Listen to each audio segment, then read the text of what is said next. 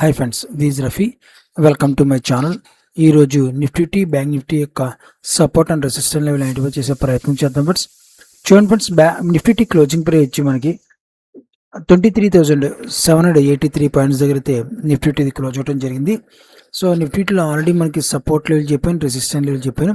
ఇది ఒక wrong సెల్లింగ్లో market ఈ లెవెల్ని, ఈ సపోర్ట్ లెవెల్ని బ్రేక్ చేసింది. మళ్ళీ అగైన్ మార్కెట్ ఒక అప్సైడ్ మూమెంట్ వెళ్ళాలి, 24,000 వరకు వెళ్ళాలి.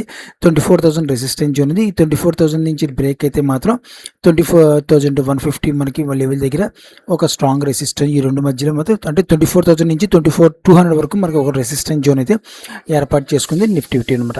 ఓకేనా, అంటే ఈ రాంగ్ సెల్లింగ్ వెళ్ళినప్పుడు మార్కెట్ మళ్ళీ క్యాప్చరైజేషన్ చేసుకుని మళ్ళీ సపోర్ట్ లెవెల్గా మారుతుంది. కానీ అలా మారినప్పుడు స్ట్రాంగ్ సపోర్ట్ లెవెల్ అయితే ఉండదు, మళ్ళీ అగైన్ ఈ లెవెల్ని బ్రేక్ అయిపోయే అవకాశం ఉందన్నమాట. సో దాని గురించి మార్కెట్ మళ్ళీ అడ్జస్ట్మెంట్ పరంగా వెళ్తుంది, అంటే వితౌట్ వాల్యూమ్తో మార్కెట్ వెళ్తుంది. అప్పుడు ఈ సపోర్ట్ లెవెల్ అంతగా ఈ సపోర్ట్గా పనిచేది. ఎందుకంటే మనకి రెసిస్టెన్స్ లెవెల్కి క్రియేట్ చేసుకోవడానికి మార్కెట్ అప్ సైడ్ అడ్జస్ట్మెంట్కి వెళ్ళాలి.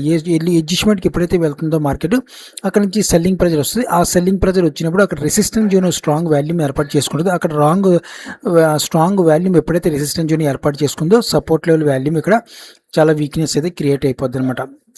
సో దాని గురించి మాత్రం ఇది రానున్న రోజుల్లో ఒక రెసిస్టెంట్గా వర్కౌట్ అయ్యే అవకాశం ఉంది. సపోర్ట్ లెవెల్ కన్నా రెసిస్టెంట్ లెవెల్ వర్కౌట్ అయ్యే అవకాశం పాసిబిలిటీ ఉందని చెప్పి నేనైతే ఎక్స్పెక్ట్ చేస్తాను అనమాట. ఓకేనా, అయితే ఏదైనా దారుణంగా న్యూస్ వచ్చి మార్కెట్ అప్సైడ్ మూమెంట్ వెళ్తే అది వేరే విషయం. కానీ టెక్నికల్గా పరంగా మనం చూసుకుంటే మాత్రం కంపల్సరీగా మనకు కొన్ని ఎథిక్స్ ఉంటాయి, టెక్నికల్స్ అవన్నీ ఫాలో అవ్వాల్సిన అవసరం అంతా మనకి ఉంటుంది అనమాట. ఓకేనా, అయితే మనకి రేపు ఇంట్రాడే బేసిక్లో చూద్దాం ఫ్రెండ్స్. ఇంట్రాడే బేసిక్లో చూడండి ఫ్రెండ్స్, మనకి ఒక సపోర్ట్ లెవెల్ ఉంది ఇక్కడ ఈ లెవెల్ దగ్గర. ఈ లెవెల్ బ్రేక్ అయితే మనకి డౌన్ఫాల్గా వస్తుంది. డౌన్ఫాల్ వస్తే మాత్రం డెఫినెట్గా మనకి ఈ లెవెల్ మనకి 23,750 దగ్గర వచ్చిన సపోర్ట్ లెవెల్ ఉంది. ఫ్లాట్గా ఓపెన్ అయితే ఆ లెవెల్ బ్రేక్ అయితే మాత్రం మనకి 23,650 వరకు మనకి డౌన్ సైడ్ వచ్చే అవకాశం ఉందన్నమాట.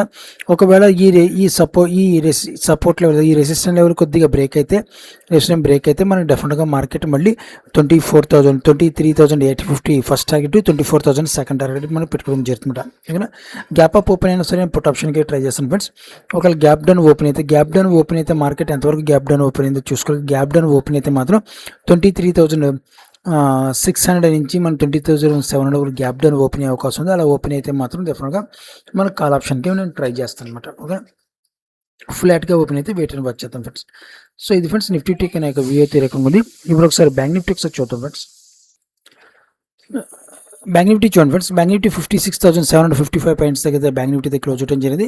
సో బ్యాంక్ నిఫ్టీలో ప్రీవియస్ డే 2 డేస్లో మనం 3 డేస్ ట్రేడింగ్ సెక్షన్ చూసుకుంటే ఒక సపోర్ట్ లెవెల్ ఏర్పాటు చేసుకుంది. అదేవిధంగా రెసిస్టెన్స్ జోన్ కూడా ఏర్పాటు చేసుకుని మార్కెట్ లాస్ట్ మినిట్ ఈ లెవెల్ బ్రేక్ అవడం జరిగిందన్నమాట. ఎప్పుడైతే ఈ లెవెల్ బ్రేక్ అయిందో మనం కాల్ ఆప్షన్కి అయితే అంటే పుట్ ఆప్షన్ ప్రాఫిట్ బుక్ చేసి కాల్ ఆప్షన్కి కన్వర్ట్ అవ్వడం, ఒక సింగిల్ క్యాండిల్లోనే ఒక మంచి ప్రాఫిట్ అయితే మనం జనరేట్ అయింది. సో అయితే మనకి ట్రేడింగ్ సెషన్లో చూద్దాం ఫ్రెండ్స్. ట్రేడింగ్ సెషన్లో మనం చూసుకుంటే మాత్రం మనకి ఈ లెవెల్ బ్రేక్ అవ్వాలి. మనకి మార్నింగ్ సెషన్లో ఈ లెవెల్ బ్రేక్ అయితే డెఫినెట్గా మన ఫస్ట్ టార్గెట్ 57,000 వరకు అయితే టార్గెట్ పెట్టుకుంటాం. మనకి 57,000 దగ్గర రెసిస్టెన్స్ జోన్ ఉంది. ఈ లెవెల్ బ్రేక్ అవ్వాలి. ఈ లెవెల్ బ్రేక్ అయితే మాత్రం మన టార్గెట్ 57,200 నుంచి 57,400 వరకు నా టార్గెట్ అయితే పెట్టుకుంటారు అనమాట. ఒకవేళ డౌన్ సైడ్కి మనకి ఒక సపోర్ట్ ఈ లెవెల్ బ్రేక్ అయితే, ఈ సపోర్ట్ లెవెల్ ఒకవేళ బ్రేక్ అయితే మాత్రం డెఫినెట్గా 56,400 నుంచి 56,200 వరకు మన టార్గెట్ అయితే మనకి బ్యాంక్ నిఫ్టీలో ఇంట్రాడే బేసిక్లో నేనైతే ప్లే చేసుకోవడం రెడీ అవుతాను అనమాట. సో అదే గ్యాప్ అప్ ఓపెన్ అయితే ఒకవేళ గ్యాప్ అప్ ఈ లెవెల్ దగ్గర గ్యాప్ అప్ ఓపెన్ అయితే పుట్ ఆప్షన్గా తీసుకుంటాను. గ్యాప్ డౌన్ ఓపెన్ అయితే మనకి ఈ సపోర్ట్ లెవెల్, ఈ రెసిస్టెన్స్ లెవెల్ సపోర్ట్గా మారదు కదా. ఒకవేళ నియర్ ఈ లెవెల్ దగ్గర గ్యాప్ డౌన్ ఓపెన్ అయితే కాల్ ఆప్షన్కి అయితే నేను ట్రై చేస్తాను అనమాట. ఓకేనా, ఫ్లాట్గా ఓపెన్ అయితే వెయిట్ అని వచ్చేద్దాం ఫ్రెండ్స్. సో ఇది ఫ్రెండ్స్ నిఫ్టీ బ్యాంక్ నిఫ్టీ యొక్క నా యొక్క వ్యూ అయితే ఉంది.